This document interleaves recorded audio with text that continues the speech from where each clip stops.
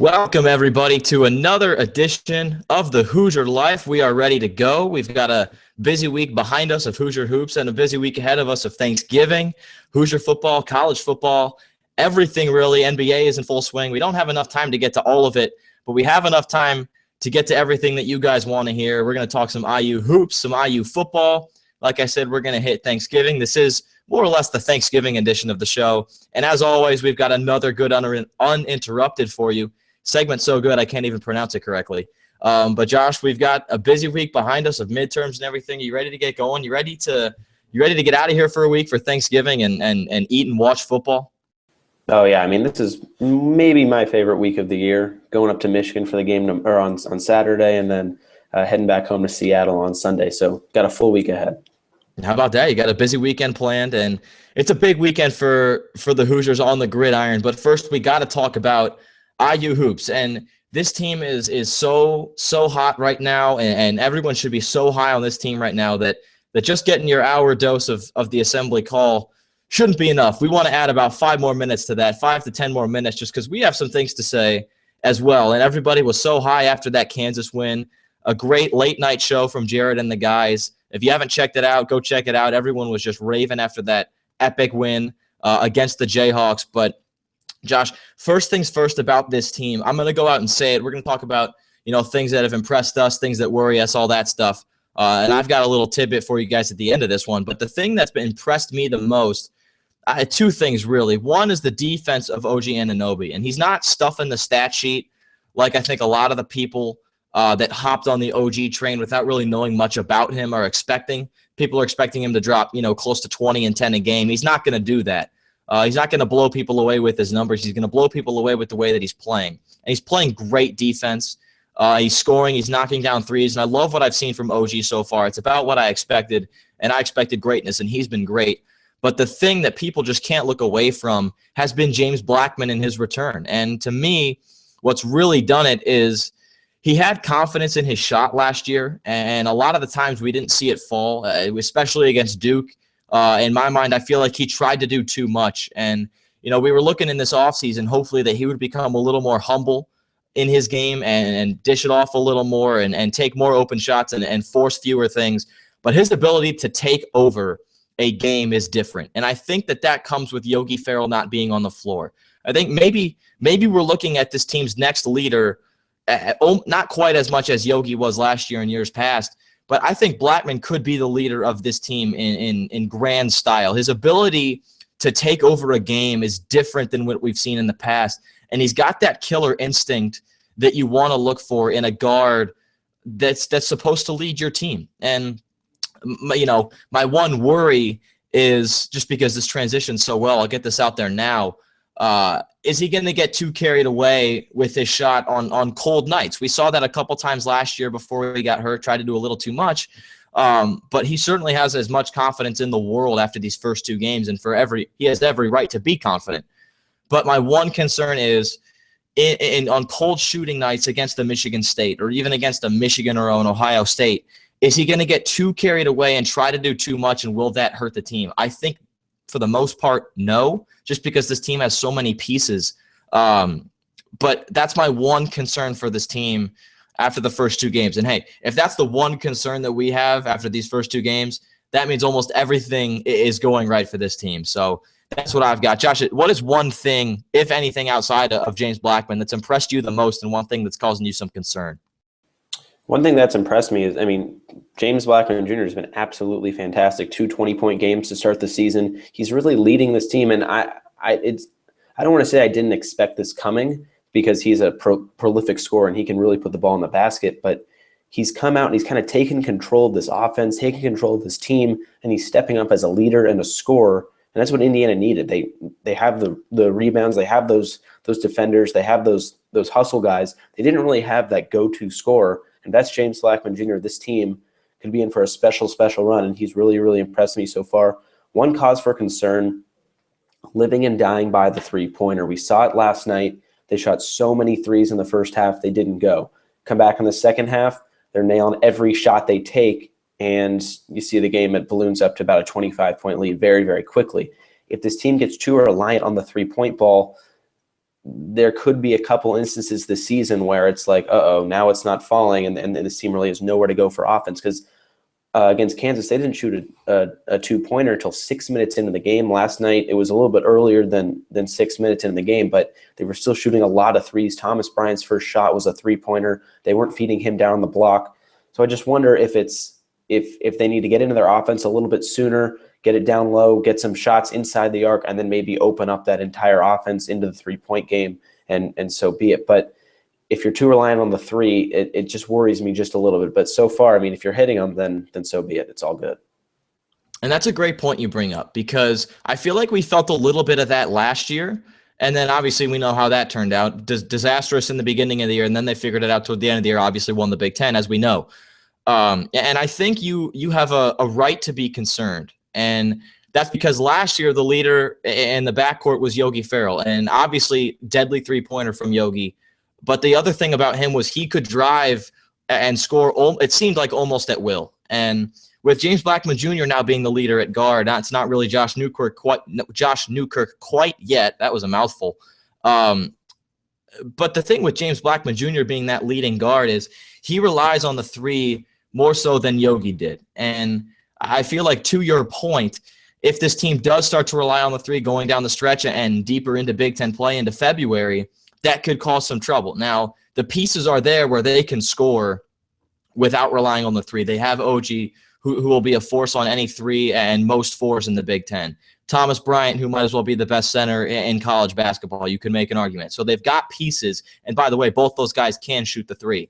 So you do have an argument to be concerned there. However, the thing that I'm going to fall back on is more so this year than last year, not even to mention Juwan Morgan, and all those other guys. They have pieces that they can lean back on if the three is not going well. And I would like to see it more against these more or less cupcake teams, just to prove that they can score, but we all know they can. It would just be a little more comforting if we saw it happen more often this early. So I see what you're saying. Yeah, I mean, and Tom Crean said it in his press conference after the game. He said they need to get it down low into Thomas Bryant, because he's the guy that opens up the entire offense. You get that post game going, especially last night against UMass Lowell. They had nobody over 6'8" that was playing consistently for them. So once they got it down low, they scored about 15 straight points in the paint, and that's absolutely fantastic. That's what Indiana should be doing against these lower level teams, is just pounding it inside the paint, because they're bigger and they're better and they're faster and they're stronger. Anybody can shoot a three-pointer, but you need to get that offense going. And once you get the offense going, it opens up the entire game. You get it in transition. You get defense moving in the right position. So once you get your offense going and on track and get it into the paint, it just opens so many more things up, and that makes this team so much more dynamic. I agree with that. And I want to throw one thing out there that I've been thinking about for a little while, since before the season started. And I'm not hinting at anything, not hinting at anything here, not jumping to any conclusions. This is just something that I've thought of, and you can take this however you want. But for months now, I've felt a lot of similarities between this IU team and last year's Villanova team. And before you get all excited and jump the gun on me, let me explain why. And I watched a lot of Nova basketball for the past 2 years. One of my best friends back home is a huge Villanova fan, so I spent a lot of time watching Villanova basketball. So I know more about them than I probably should as a Big Ten kid, born and raised. But last year, everyone knew that Nova had a good team, and they had a few guys returning and whatnot. I won't get into the specifics of that, but I more want to break down how the team plays and player-by-player breakdown. So for IU, Thomas Bryant, and last year's Villanova team, you've got their big man, Ochefu. Both were 6'10", 6'11". They cleaned up the boards. Last year, Thomas Bryant averaged 11 and 6. Obviously, too early to speculate what he's going to average this year. And Ochefu had just under that with the points. He had 10 points and 8 boards. And I think everyone can see this. Ryan Arcidiacono last year for Villanova, and Chris Jenkins, who's now world famous, are to Blackman and Johnson. I think they play – now Arcidiacono and Jenkins are a little bigger, but I think they play similar games. Jalen Brunson and Josh Newkirk, new guys that are role players but very reliable. They fit their role incredibly well, and they play to their role incredibly well. They help the offense flow without taking over, but they can be trusted to make a play every so often in case everybody else goes dull. And Brunson last year was responsible for around 16 points a game if you combine points and assists. And Newkirk so far is about the same limit this year. Josh Hart and OG, sky is the limit years on the horizon for them. And then not to mention I use even deeper with guys like Jawan, Curtis Jones, Devontae Green. I could keep going. So take that however you want. I'm not saying that this team's going to win the national championship off a buzzer-beating three from James Blackman from near half court. I'm not saying that, but I am saying that this team is built to succeed and go as far as they want. And teams like Villanova last year, that's the perfect recipe for a team that's going to make a run and win a national championship. You've got talent that people know about and respect.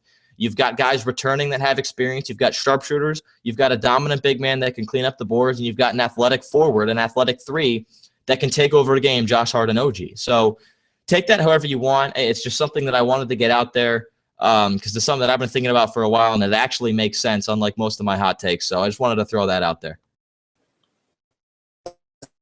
And it's sort of there if you really think about it like you just did. But what I think separates this Indiana team from so many other teams is the depth this team has. I mean, last night we saw Devontae Green, Curtis Jones, Freddie McSwain, Zach McRoberts, Teron Davis come off the bench, and they were all providing good minutes. And they put them together, and Green put them together with different lineups. And I didn't see or read the Andy Bottom's stat breakdown, but I wonder how many different lineups were actually used last night, because I feel like Crean was really mixing and matching a lot of different guys on the court. And then at the end, obviously, Priller came in. Everybody was happy about that. But this team has so much depth, and all of them, usually when you get depth, and he was talking about this last year too, Crean was you might see a little bit of a drop-off. And yes, there might be a little bit of a drop-off, but it's really not that significant. And all these players are stepping in. They're coming in. They're scoring. They're rebounding. They're playing good defense. And Curtis Jones and Devontae Green, I think, are better than I thought were going to be coming into this season. And if this depth continues and the bench play continues playing as they were, this is going to be a very, very dangerous team, because you're going to get 30 minutes from probably Blackman, Johnson, Bryant, and OG Anunoby every single night. And I didn't even mention Jawan Morgan. So, I mean, there's so many guys on this bench that can come in and give you quality minutes, and that's going to bode well for this team down the stretch. Absolutely. Their depth is undeniable, and we'll see where that takes them going forward. Hopefully they don't get bit with the injury bug going down the road, but we'll see. It's still early, but obviously a lot to be excited about for this Hoosier basketball team through November 17th. We got to talk IUFB. They've got a big game this weekend. A lot of people are writing them off early. It will be a very tough one. It's never easy to go into the big house and get a W. Ohio State did it last year. Michigan State did it last year. No one's done it this year. Will the Hoosiers be the first team to do it? We'll see. We'll break this down for you briefly. There's a little bit to add here, but not too much to look into. Do they stand a chance? Do the Hoosiers stand a chance in this one? Barely. I think the only way teams not named Alabama, Ohio State, Washington, Louisville, and Clemson, the only way to beat Michigan is to play how Iowa did the other night. And how Iowa played the other night was slow down the game and limit big plays. Both teams ran less than 62 plays. That's incredibly low. That's an incredibly Iowa way to play. And Iowa kept the Michigan receivers in front of them. Michigan averaged about 4 yards per pass, so no big plays there. And the one silver lining here for Indiana with the struggles of Richard Lago is Iowa threw the ball for 66 passing yards and won the game. So Indiana can far different from last year, polar opposite from last year really, is Indiana can lean on their defense. If the defense has by far the best game of the year, they could have a chance in this game. Obviously, Jabril Peppers defensively or offensively or on special teams, wherever he is going to cause a lot of problems for Indiana just because he's so physically gifted, and he's obviously going to be the big name to watch in this one.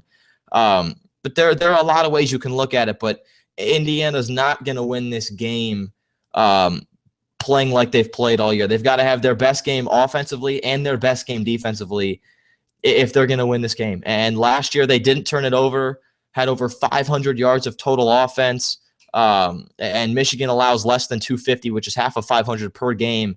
And IU's offense is far weaker than it was last year.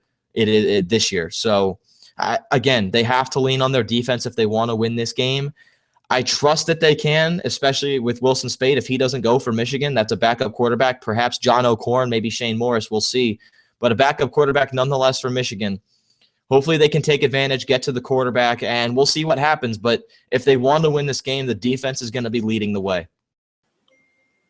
Yeah, I mean, there's two players that kind of stick out to me, and it's Rashard Fant and it's Divine Redding. You got to take the air out of the ball, like you said. You got to play like Iowa did and just run as much clock off. If you give Michigan less chances to possess the ball, you have a better chance of succeeding. And then on the other side, I equate Rashard Fant to Desmond King for Iowa. King had a great game the other night. He was all over the field, really played well. If Rashard Fant can play near that level, Indiana might have a shot. But, I mean, the athletes that Michigan has just completely blow Indiana out of the water, and they're gonna have to battle in this game. They're gonna have to run the ball. They're gonna have to pass the ball. They're not gonna be able to turn it over. If they lose this, the turnover margin, this game's absolutely over. You just got to find a way to take the air out of the ball and run the ball effectively. You haven't really done that all season long. If you want to have a slight chance to stay in the game for a good amount of time, you have got to be able to find some sort of running game. Yeah, Divine Redding's going to have a career day if they want to win this game because, like you said, they've got to milk that clock and make these long drives and then find the end zone. But Rashard Fant and Desmond King are probably two of the better cornerbacks in the Big Ten, maybe even two of the top 3 or 4. I think they're sensational, and if Rashard Fant can get a takeaway, Josh, you mentioned the Tom Allen takeaway every single week, and we're yet to see a huge one. This is the week to do it. If they can force a couple turnovers, first of all, my 3 quick keys to the game, IU cannot turn it over. They cannot turn the ball over even once because odds are if they do, Michigan's going to capitalize and one touchdown, 7-point swing one way or another could knock IU out of this game for good. They cannot turn it over. They have to win the time of possession, and they have to limit Michigan to no big plays. 0 big plays for the same reason I just said. This Michigan defense is absurdly good, and we saw IU was really the only team last year going into the Ohio State game that ripped Michigan's defense apart. This year, that's not going to happen just because this IU offense is not the same with Richard Lego and without Jordan Howard. So they have to limit the big plays, and they have to win time of possession. They can't turn it over. And no excuses on those. If one of those doesn't go as planned, they're going to need almost a miracle to win this game. This game is not impossible to win, but they have to do all 3 of those or they're not going to win. It's that simple. Yeah, I mean, when you're going on the road against a top 3 team, top 4 team, whatever Michigan is right now, you have to play a perfect game. And Indiana, I don't think has played anything near a perfect game this season. Richard Lego can't turn it over, like you said. They got to get a running game. And I don't know, the defense has got to find a way to just hold strong the entire game. If you let them get up early, you're going to be in trouble. You got Penn State kind of on their heels early in that second half. If you can stay in the game as long as you can and just force Michigan to make plays, it could be an interesting game. But, I mean, Indiana going on the road at Michigan, it's going to be cold. It's going to be windy. You're going to have to find some sort of running game. And it all comes back to that running game. I feel like I've been saying it every game this year. You have to find a running game. They haven't really found it yet, maybe a little bit last week or in Maryland when they played Maryland. But they just have to find a running game. It's so simple. It's how Iowa beat Michigan. It's the only way you're going to beat Michigan. You're going on the road. It's going to be a hostile environment. 100,000 people are going to be there. You've got to be able to show up and play well and don't get behind early. I feel like I say that every week too. You can't fall behind early or this game is going to be blown out very, very quickly. Yeah, and not to mention that these Wolverines are going to be angry after that loss. They're not out of the college football playoff, but coming back after a loss like that is going to sting, and Harbaugh's going to get the boys fired up and ready to play. So prediction time before we get into uninterrupted. Josh, you don't have to give me a score, but how do you see this one playing out? I actually do see Indiana staying in this game for 2.5 quarters, and then I just think Michigan, it's just a little bit too much. I mean, you got Jabril Peppers. You can only really hold him back so far. He's going to probably get a couple chances to return some punts. He'll probably put him in on offense. Indiana, I think, can stay with this Michigan team for about 2.5 quarters. After that, I think Michigan completely runs away with it. 2 or 3 possessions at least, and if not, maybe more. Just depends all on that start. If Indiana starts well, it could be a good physical game. Otherwise, this could get ugly pretty early.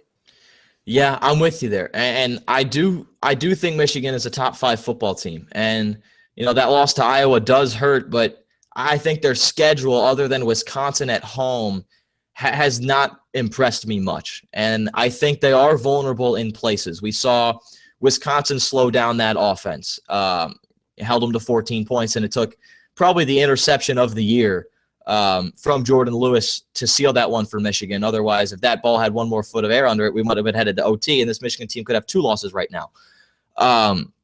However, I think that this team is vulnerable. This Michigan team is vulnerable. And people are super high on them just because of the Harbaugh effect, and it's a great story how he turned them around so quickly.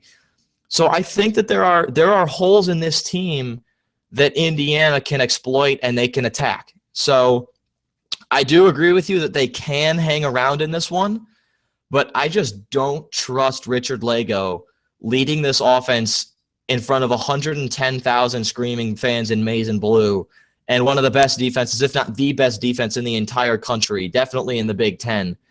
I just don't see him moving the ball early. And I think by then, if Michigan scores a touchdown or 2, the game's over.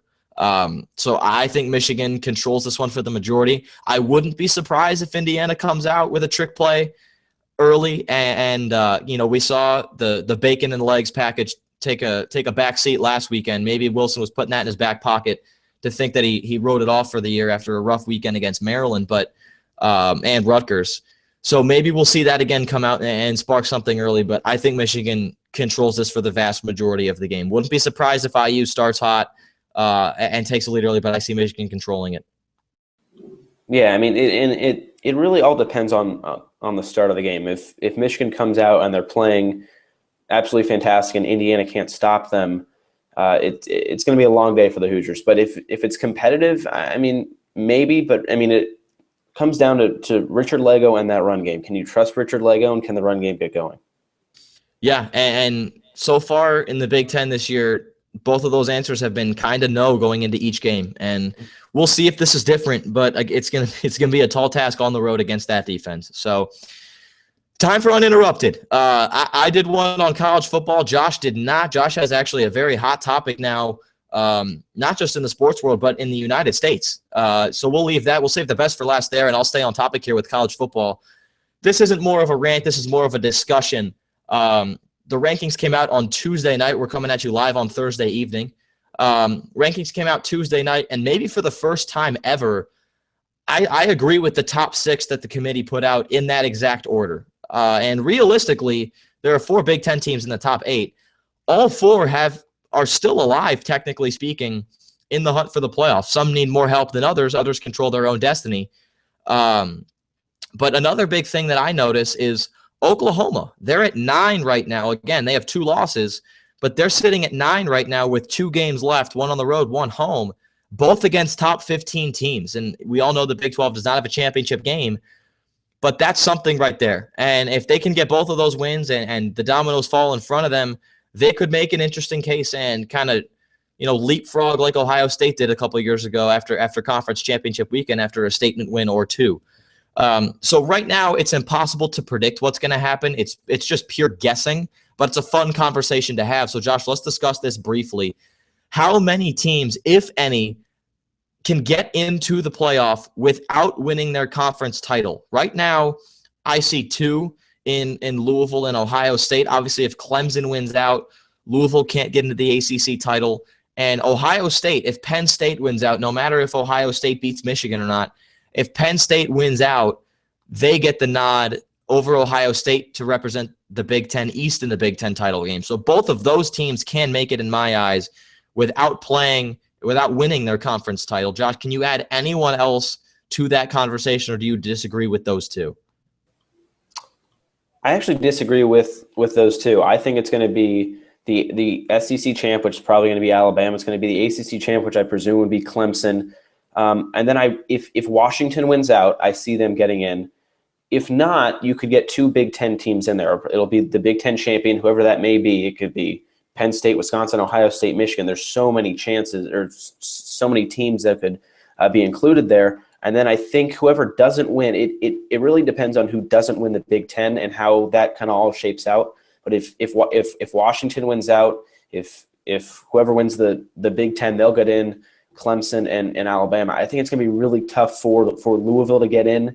just because they haven't really played that tough of a schedule down the stretch. I know it was hard early, and they've only lost once.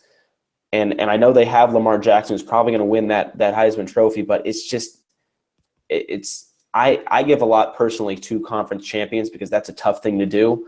And Louisville had their chance. They didn't convert, which is unfortunate for them, but it might just cost them in the end.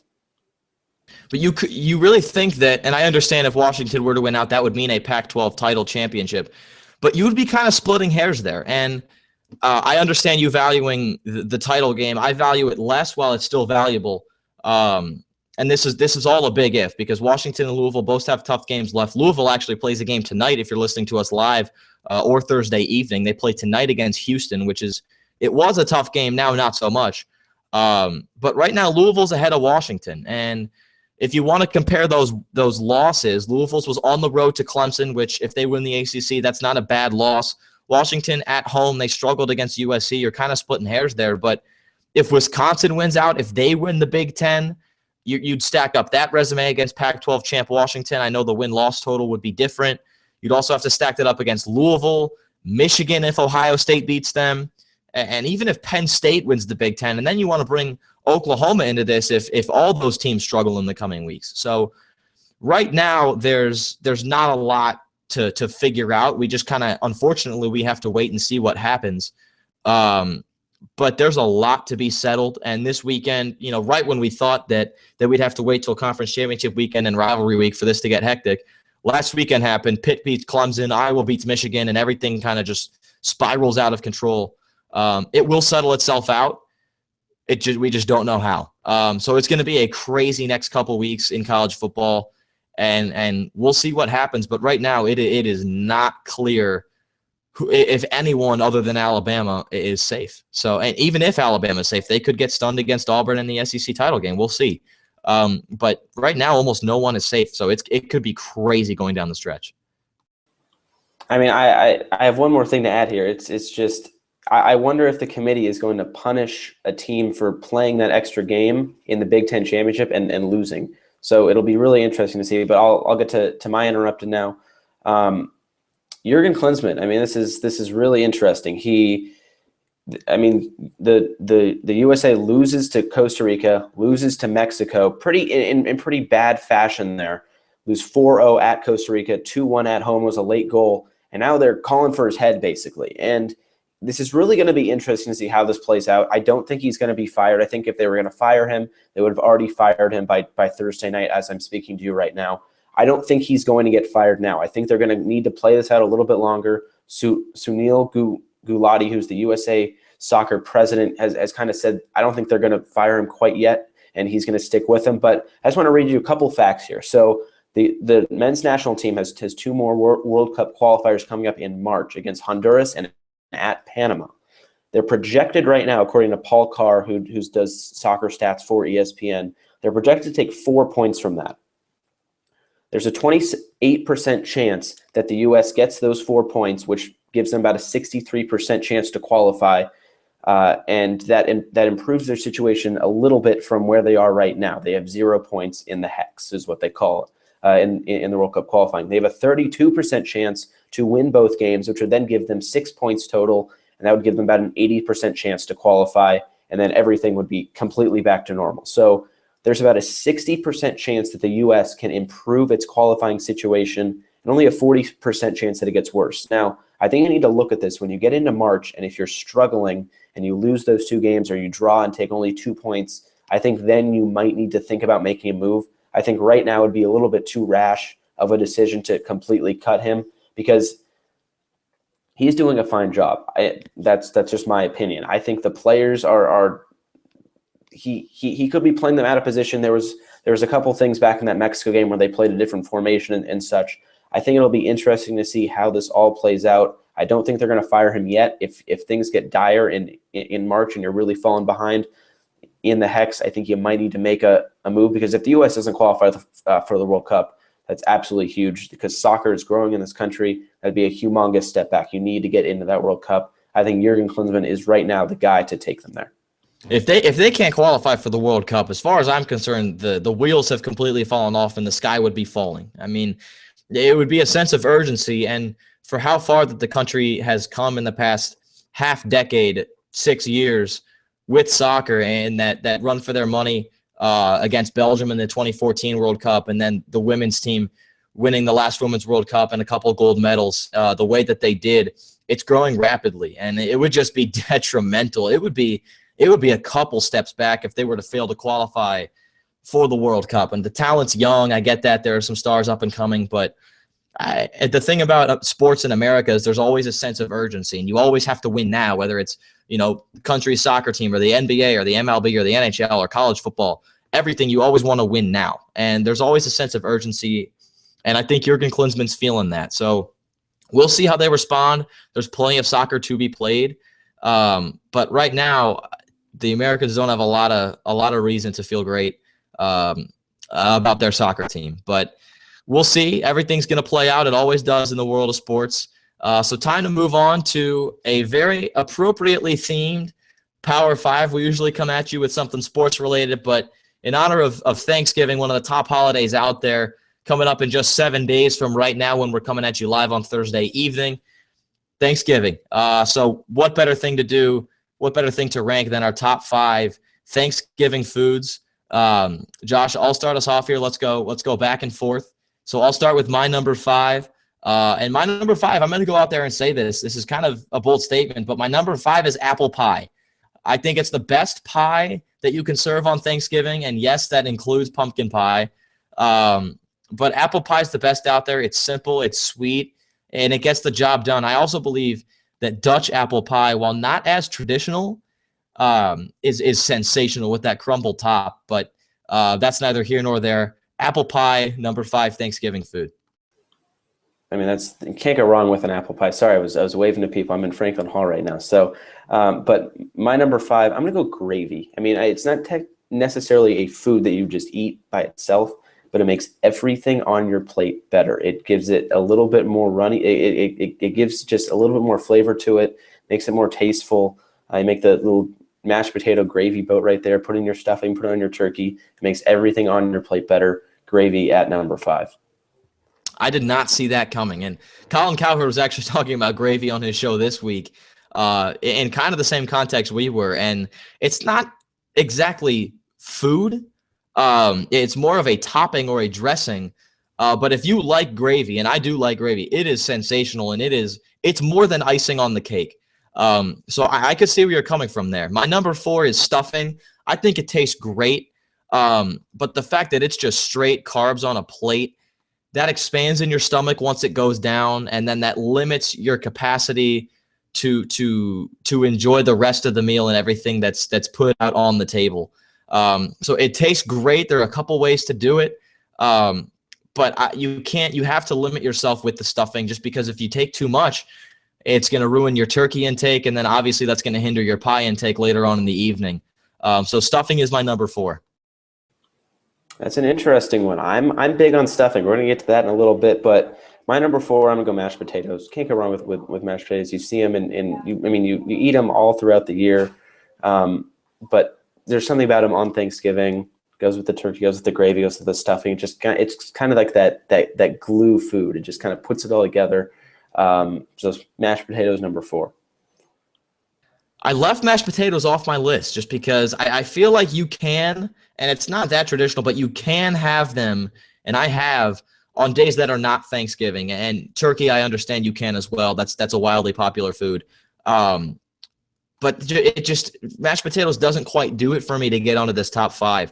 My number 3, and this is out there, cranberry sauce. And I'm not talking about a cranberry, I don't even know what you want to call it. The cranberry sauce with the cranberries in it. I'm talking smooth, not chunky, creamy, not crunchy, if you want to talk peanut butter in peanut butter context. But I've always been high on cranberry sauce, and don't ask me why, because I don't know.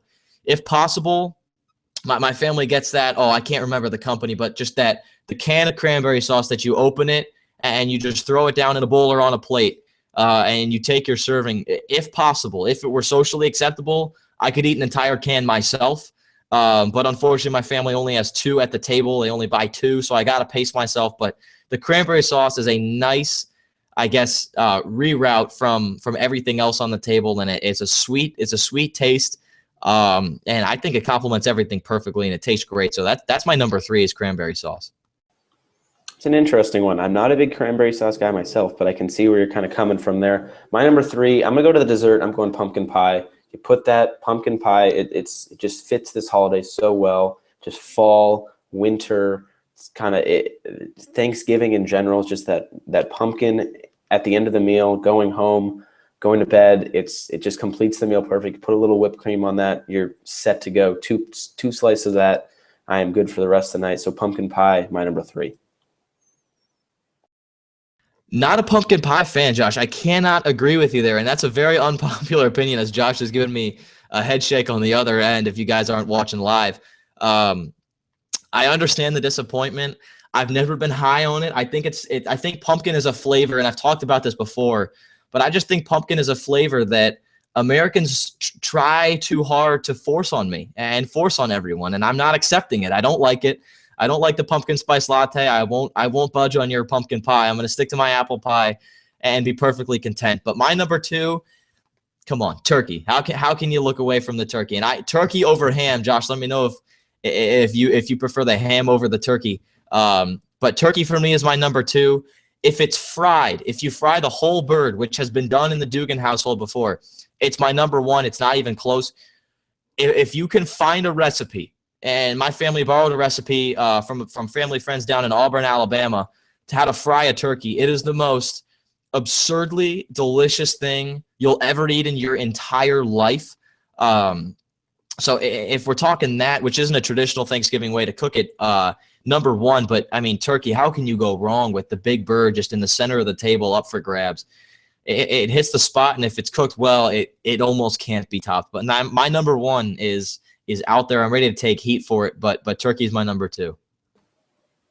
Yeah, I'm going turkey number 2 as well. I mean, that's what Thanksgiving is all about. Sitting down at the table, having that huge bird right in the middle of it, and it just makes the entire table, makes the entire meal.